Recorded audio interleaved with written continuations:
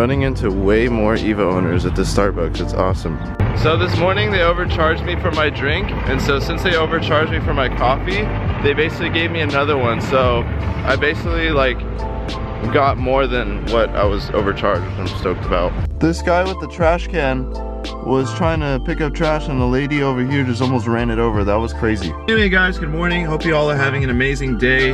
Today I'm going to give you guys a little update on what's kind of going on with just a bunch of miscellaneous stuff. I wanted to keep you guys in the loop with a bunch of other things because I throw so much information at all of you guys, and sometimes I don't do the best job of linking it all together. So I'm really trying to work on that so you guys are more like in depth of what's going on. First step is we're actually going to stop at like an AutoZone or O'Reilly or something, pick up some oil for the Evo. Also, side note, when I bought this car at the, that little dealership I went to, they only had one set of keys, which is fine because pretty much all used cars I've gotten have only had one set. But I called Mitsubishi about getting a replacement set, and they wanted $350 to literally get this key and this key fob. $350, that's insane. So right now we're gonna pick up oil from an AutoZone or O'Reilly's, whichever one I choose, and then we're gonna pick up an OEM filter right now from Mitsubishi. Doing things a little bit out of order, but what can you do? Vato zone, vato zone. I don't know why, but this has me dying laughing. Asian vehicles, what is this? Got the oil. I'm a little disappointed. I'll explain why. Look at this bright yellow Miata. So I initially came to AutoZone thinking that they were going to carry 1040, which they do not. The highest they have in Mobile 1 which is 1030, which is OEM recommended from Mitsubishi as Mobile 1. I mean, I could have just technically went to the dealer and got this, but I probably saved myself a bit of money anyway because the guy gave me like a $12 discount on the oil, so it was only 30 bucks for 5 quarts, which isn't too bad. I'm gonna go pick up the filter from Mitsubishi and see what the damage is on that. I'm sure it shouldn't be too much, hopefully. Damn, we have arrived at the place that tried to charge me 55 grand for the Nevo 10. $7 for an OEM filter, not bad, not bad. Alright, so it looks like they have 2 final editions that are brand new. They have a red one here, and they have a blue one there. So this is the original asking price, $40,000. With the dealership markup, $57,000 for an Evo 10 final edition. This is ridiculous. And that is exactly why I did not get an Evo 10. They actually had both of those cars before I got my STI, and they wanted, like I said, 55, 60 grand for an Evo 10. I told them that they're out of their mind, and that's not gonna happen. And I don't regret at all getting an Evo 8 or 9 generation. Or, like the CT9A chassis code, I should say. Peace out, Mitsubishi. So after a very long intermission, I basically waited for Zach to get home from his military base right now. I'm gonna head over to his house so we can change my oil. I know a lot of you guys probably are wondering why I don't change my oil at my house, and actually it's because I rent a studio and I don't have a garage and I don't have any tools with me here. The goal is to hopefully in a year be in a house so that I can have tools and do this stuff. But at the moment I can't, so I basically have to bum off my friends and bug them to use their stuff and do it at their house. So we're gonna go to Zach's house right now and get it done. Traffic jams are always fun. Oh my god, so extra. So one of the things that have been bugging the crap out of me with this car is the fact that it has like these little vent things to keep water and stuff from coming through the little meshy part. And it's been driving me nuts because if I open or close the hood, it sounds terrible. So we're just gonna remove it right now. After much finagling going over the valley of Sergeant Zach, I got the car in the garage so we can do this little TLC action. So I don't kill you. What's up? First 10 seconds into it and the jack is already broken. This is what happens when your friends are really cocky about doing stuff that's easy, and then the tool takes a dump and makes life harder. You need to chill. I'm coming for you. You need to chill out. When I had my IS300 and I used to go to the canyons with the homies and burn tires off, I used to use these outrageous scissor jacks all the time. Absolutely love on this car that the oil filter and the drain plug are literally right next to each other, making life so easy. Let's see if Zach gets defeated like he did with my old STI's downpipe. I was not defeated. I came back and I was victorious. You got defeated. I was the victor. You got wrecked. Alright, there's gonna be a lot of oil because I know that there's like an extra. Oh, fuck! What was that? It fucking hurt us. Oh, I thought it was there, but it wasn't. Oh, no, no, no. Oh, that was better. That was better than what you did. Alright, Alright, so after tedious hours of surgery. Alright, so I just finished lubing up the new oil filter that's gonna go on. This is an OEM one from Mitsubishi. Let's look at the old one and see the genericness of this one. Oh yeah. What? Ah. Well, it says for 4V11 motor.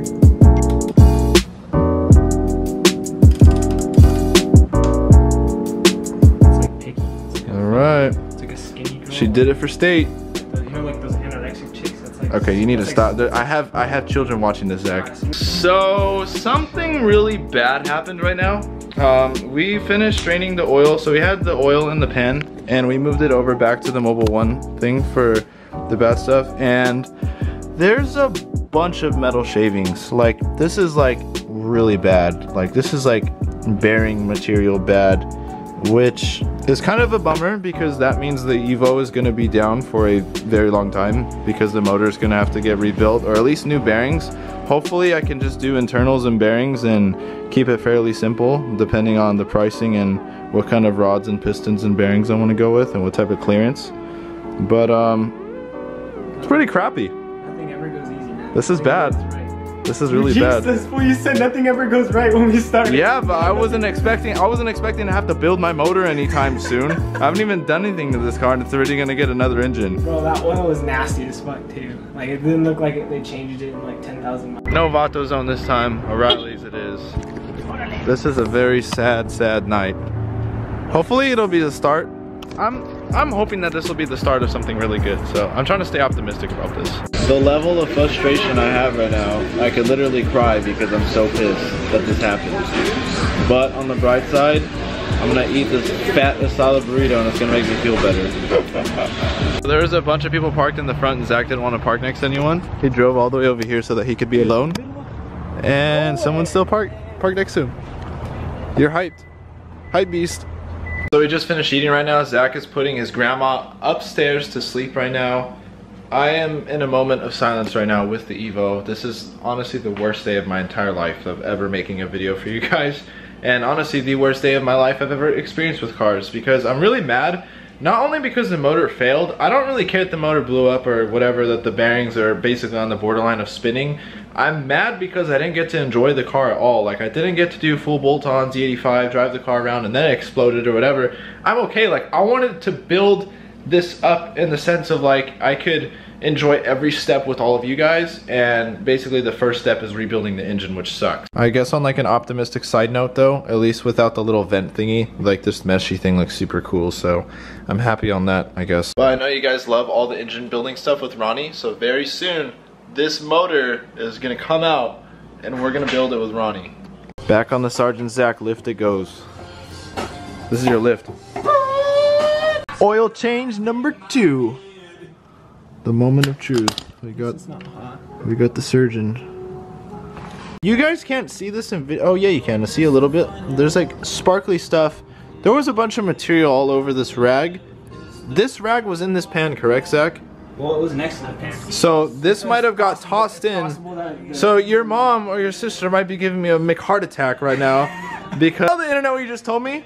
Tell them the story. Just give them a brief nutshell. Don't like make it really long, but just. I forgot that like 3 weeks ago I changed my mom's oil, and the people who changed her oil last, they fucked up and they stripped the drain plug, so I forgot that I had to drill it out, and I did use this pan to drill it out. So this was dirty before? And I guarantee you I didn't clean it out because I was pissed off because I had to spend 7 hours fucking drilling out this damn bolt. So that makes sense why there's so much material. Oh. So just to elaborate really quickly on what Zach had said, he had to drill out his mom's drain plug on his mom's Jeep, and that's where all those shavings were from, and he completely forgot that he didn't wash it out because when we drained the oil again there were no shavings, and Ronnie had told me if there was that much material that there would indefinitely be rod knock, like it would be an audible noise, because when he got rod knock on his old motor build there was no shavings at all and he already had spun a bearing. So now we're off to the auto parts store for the 3rd time. This is his 2nd time. We're gonna get spark plugs and deal with that code I have for replacing plugs. So we went to O'Reilly, they didn't have it, but another O'Reilly in Chino has it. But this man wanted to change because we're gonna go out and possibly get some boba or something right now. And he wanted to look good for his Tinder date later. Well, I have no Tinder dates. I have no. Okay, you wanted to look good for women later. I have no women, fool. That's what they all say. That's what they all say. He's a liar. For the boys, send it.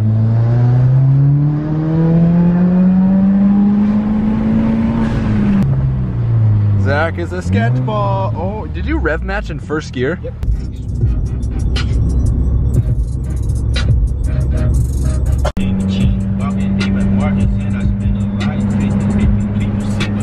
We have arrived at the O'Reilly in Chino. Look at this.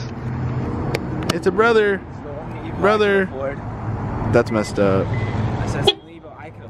$40 later, we got NGK spark plugs. Why is this wheel so big?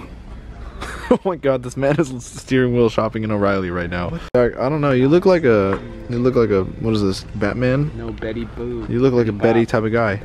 You look like a Betty type of guy, my dude. Betty. So we're literally going to a boba house after leaving O'Reilly, and this man gets off the freeway to drive a canyon road. It's not even a canyon, it's just like a quick little back road on the way there. Oh no, I'm taking another back road that you didn't even know about yet. Yeah, dude. Since Zach scared me that my motor was exploded, he got me boba. We're back at the house, taking the little valley off. Get to the spark plug.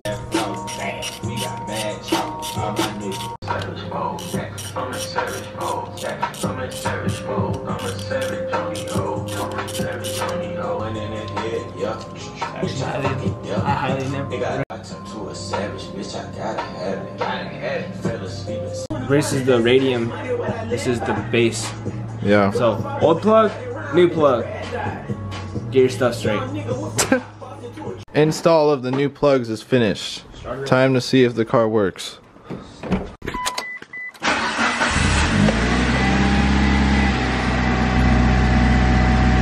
So the spark plugs made a really big difference in the idle. I just re-jacked the car up right now. We're gonna bleed the clutch fluid and brake fluid right now. I don't know how much of it I can film though because my camera's low-key dying. So just a little update or like context of what happened right now. I just got home. It's 1:30 in the morning.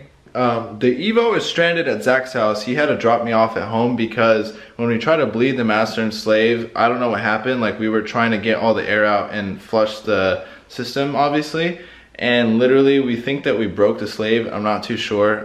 The pedal completely has no pressure. We tried pumping it like 1,000 times, adding brake fluid and stuff, and it just was not holding any type of pressure at all. When we were under and looking at the slave, it looked ancient, and it probably is the same OEM factory master and slave setup that it came with brand new in 2006. So all that's left for me to do is honestly buy a brand new master and slave, install it, and hopefully what I want to do is, I mean, I'm gonna have to tow the car to wherever I want to install it, because obviously I'm not gonna do it here, but there was a couple things I wanted to address at 5150, so I'll probably take it to the shop, install the master and slave with Ronnie there, and then hopefully do Redline Cocktail, which is the gear oil I wanted to do the transmission. The spark plugs and the new oil made a huge difference. The lifter tick that used to be like kind of noisy is a lot less now because I went with a thicker oil, which is to be expected. And the new spark plugs helped with the idle. Amazing. It idled really, really well and sounded way more healthy with new plugs. So unfortunately guys, this is the end of today's vlog. Thank you guys so much for coming with me. I know it was a long one. I hope you guys enjoyed it. If you guys are watching it, it should be Thanksgiving. Hope you guys are all enjoying time with your family and everything. And I'll see you guys all in the next video.